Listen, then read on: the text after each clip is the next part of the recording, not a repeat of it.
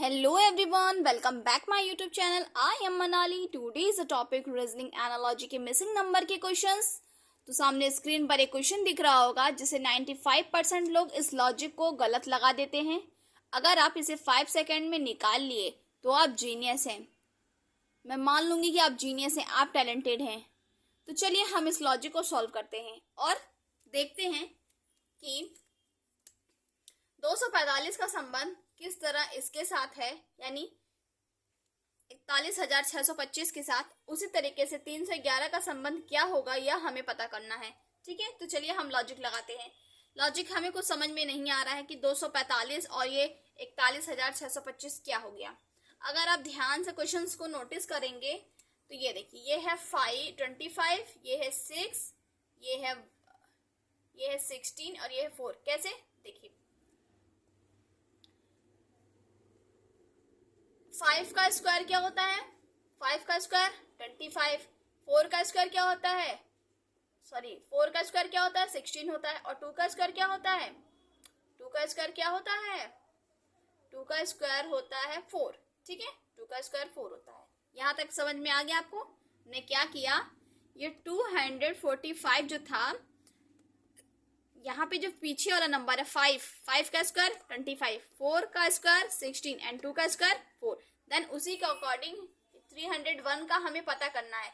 तो हम किस तरीके से पता करेंगे? जिसको भी इसका आंसर पता है कमेंट बॉक्स में जरूर से वीडियो को पॉज करके कमेंट बॉक्स में इसका आंसर आप सभी को देना है। देखते हैं कितने लोग जीनियस है, कितने लोग महान है, सही लॉजिक लगा सकते हैं, इस क्वेश्चन को सॉल्व कर सकते हैं। ठीक है, तो चलिए हम लॉजिक लगाते हैं।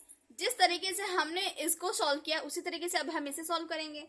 अगर हम कह लें कि 1 का स्क्वायर क्या होता है? 1 का स्क्वायर 1 होता है। 1 का स्क्वायर क्या होता है? 1 का स्क्वायर 1 होता है। 3 का स्क्वायर क्या होता है? 3 का स्क्वायर 9 होता है। ठीक है, तो ये हमें मिल गया। तो अब 911 कौन से ऑप्शन में है? तो हम कहेंगे ऑप्शन सेकेंड। ठीक है, 911 ऑप्शन सेकेंड, यही हमारा राइट आंसर है। आई होप आप लोग को समझ में आ गया होगा। अगर आपको यह क्वेश्चन मिसिंग नंबर का क्वेश्चन आपको अच्छे से समझ में आ गया है तो प्लीज आप सभी से रिक्वेस्ट है कि मेरे वीडियो को लाइक एंड शेयर जरूर कीजिए।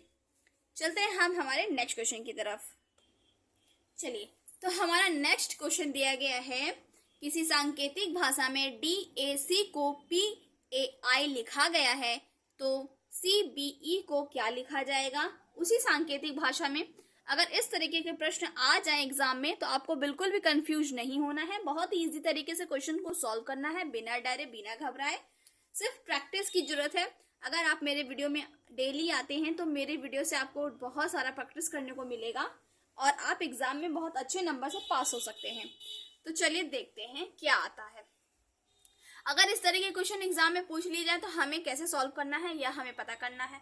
तो देखिए, सबसे पहले हम क्या करेंगे, सबसे पहले हम चेक करेंगे कि DAC को PAI लिखा कैसे गया है। ठीक है, पहले यह हमें समझना होगा। तो चलिए हम थोड़ा सा लॉजिक लगा लेते हैं। ठीक है, लॉजिक कैसे लगाएंगे देखिए। इस क्वेश्चन को सॉल्व करने के लिए सबसे पहले तो आपको A to Z यानी अल्फाबेट A to Z के 26 लेटर, कौन सा लेटर किस स्थान पे आता है ये आपको अच्छे से लर्न होना चाहिए। और नहीं भी लर्न है तो कोई दिक्कत की बात नहीं है, आप काउंट भी कर लेंगे तो भी आप राइट आंसर निकाल सकते हैं। तो चलिए हम काउंट ही करते हैं। देखिए, हम यहाँ पे लिखते हैं DAC। ठीक है, DAC को PAI लिखा कैसे गया है। ठीक है, PAI लिखा कैसे गया है यह हमें पता करना है। तो चलिए देखिए, अगर हम कह लें कि अल्फाबेट में D हमारा कितने स्थान पे आता है तो हम कहेंगे चौथे स्थान पे आता है। ठीक है, चौथे पे आता है। अगर हम 4 का स्क्वायर कर दें, ठीक है, 4 का स्क्वायर क्या कर दें तो हमें क्या मिल जाएगा? हमें 16 मिल जाएगा। समझ रहे हैं आप लोग? अगर हमने 4 का स्क्वायर कर दिया तो हमें क्या मिल गया? 16 मिल गया। देन उसी तरीके से अल्फाबेट में A हमारा पहले लेटर पे आता है। ठीक है, पहले नंबर पे आता है। तो अगर हम उसे पहले नंबर का स्क्वायर कर दें तो हमें क्या मिल जाएगा? 1 मिल जाएगा। तो यहाँ पे 1 है और अल्फाबेट में 1 पे A ही आता है जो कि यहाँ पे दिया गया है। देन उसी तरीके से अब हम कहेंगे कि अल्फाबेट में C हमारा कितने नंबर पे आता है तो हम कहेंगे C हमारा तीसरे पे आता है। ठीक है, तीसरे नंबर पे आता है। और अगर हम 3 का स्क्वायर कर दें, 3 का स्क्वायर क्या होता है? 3 का स्क्वायर 9 होता है।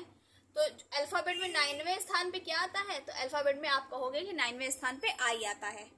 तो इसी के अकॉर्डिंग हमें उसका पता करना है। तो अधिकतर लोग जितने जीनियस बच्चे होंगे, जितने टैलेंटेड बच्चे होंगे, अब तक इस क्वेश्चन का आंसर जरूर आप दे पाओगे कि CBC का क्या मिसिंग नंबर होगा। ठीक है, तो चलिए हम पता करते हैं। जो नहीं जान पाएगा उसको बताने के लिए हम बता देते हैं। ठीक है, चलिए हम बताते हैं। देखिए, हमें CBE का बताना है कि क्या होगा। ठीक है, ये हमें बताना है। तो हम कहेंगे कि अल्फाबेट में C हमारा कितने स्थान पे आता है? तीसरे स्थान पे आता है। 3 और 3 का स्क्वायर क्या होता है? 3 का स्क्वायर होता है 9। ठीक है, यहाँ पे लिख देते हैं 9 हम। ठीक है, और अगर हम कह दें कि अल्फाबेट में 9वें स्थान पे क्या आता है, तो आप कहोगे कि अल्फाबेट में 9वें स्थान पे आता है हमारा क्या? आई आता है। तो हम यहाँ पे आई लिख देते हैं। ठीक है, समझ गए यहाँ तक? देन उसी तरीके से अल्फाबेट में B हमारा दूसरे नंबर पे आता है और 2 का हम स्क्वायर कर दें तो 2 का स्क्वायर क्या होता है? 4 होता है। तो हम यहाँ पे लिख देंगे 4। अब हम कहेंगे कि अल्फाबेट में चौथे नंबर पे क्या आता है, तो चौथे नंबर पे आप कहोगे कि D आता है। तो हम यहाँ पे D लिख देते हैं। ठीक है, समझ गए यहाँ तक? एंड अब हम कहेंगे कि अल्फाबेट में E हमारा कितने नंबर पे आता है, तो E हमारा 5वें नंबर पे आता है। इसका भी वही करेंगे, 5 का स्क्वायर। ठीक है, तो 5 का स्क्वायर क्या होता है? जल्दी से कमेंट बॉक्स में देना। 5 का स्क्वायर 25। ठीक है, 25। और अल्फाबेट में 25वें स्थान पे क्या आता है? अल्फाबेट में 25वें स्थान पे Y आता है। तो हमें क्या मिल गया? हमें क्या मिल गया? CBE का हमें क्या मिल गया? IDY।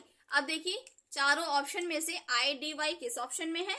तो IDY ऑप्शन D में है। यही हमारा क्या हो जाएगा? राइट आंसर हो जाएगा। तो आई होप इस तरह के क्वेश्चन एग्जाम में पूछे जाए तो बहुत ही मक्खन तरीके से, बहुत ही इजी तरीके से आप इस क्वेश्चन को सॉल्व कर सकते हैं। यह पूछे गए क्वेश्चन है जो रीजनिंग के SSC एग्जाम में पूछे जाते हैं। चलिए हम चलते हैं हमारे एक और नेक्स्ट टॉपिक की तरफ, नेक्स्ट क्वेश्चन की तरफ।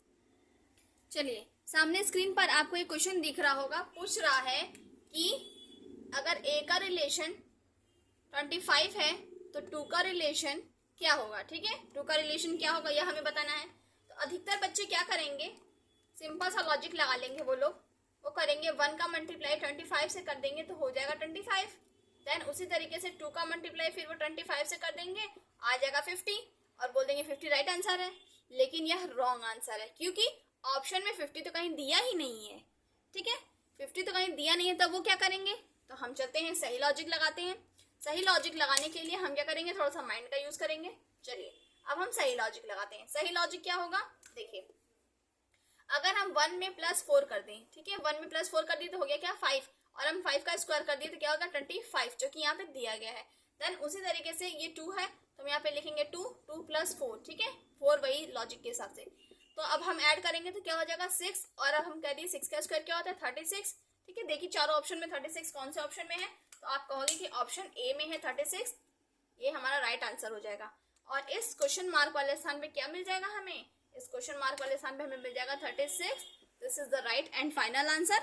आई होप आप लोग समझ गए होंगे। एक इंपॉर्टेंट क्वेश्चन मैं आपको देती हूँ, उसे आप लोग चैलेंज समझ के कमेंट बॉक्स में इसका आंसर जरूर दीजिएगा। चलिए देखिए, तो मेरा एक चैलेंज आप सभी लोग से है। सामने स्क्रीन पर आप क्वेश्चन दिख रहा होगा, यह क्वेश्चन का आंसर आप सभी को कमेंट बॉक्स में इसका आंसर देना है। देखते हैं कितने लोग जीनियस हैं, इस क्वेश्चन का आंसर वह दे सकते हैं। इस तरह की मिसिंग नंबर वाली ट्रिक रोज सीखनी है तो वीडियो को लाइक करो, शेयर करो एंड चैनल को सब्सक्राइब करके बेल जरूर दबा दो। हम रोज नए दिमाग हिला देने वाले सवाल डालते रहेंगे सिर्फ आप लोग के लिए। मिलते हैं नेक्स्ट वीडियो में नेक्स्ट टॉपिक के साथ, तब तक के लिए टेक केयर।